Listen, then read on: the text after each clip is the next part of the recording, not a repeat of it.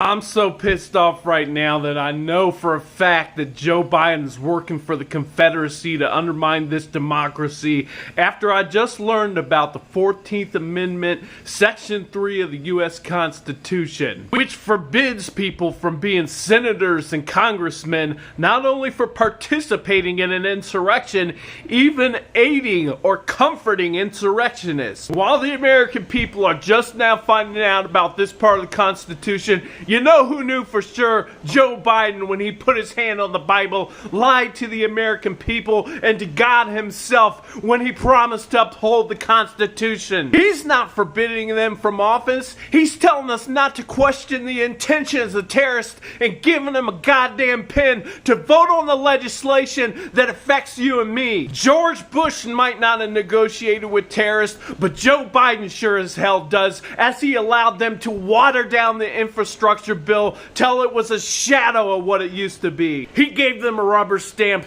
to veto bills like Build Back Better that were amazingly popular with the people, and no wonder he's doing so piss poor in the polling. He just keeps telling us to hold hands and sing Kumbaya freaking yeah with illegal legislators who are very clearly unlawful in the very Constitution that Joe Biden promised to uphold. And we could start to debate what constitutes comforting an insurrectionist, what constitutes aiding an insurrectionist. Well, certainly Marjorie Taylor Greene, who has a taped damn confession that she was in the planning meetings of January 6th, is illegal and unlawful. Certainly Trump, who stood before the crowd and told them to go to the Capitol and fight like hell, is illegal, cannot possibly run again. But where do we draw the line? Are you illegal if you just repeated the big lie? While it might not be clear, where do we draw the line? One thing's clear as hell.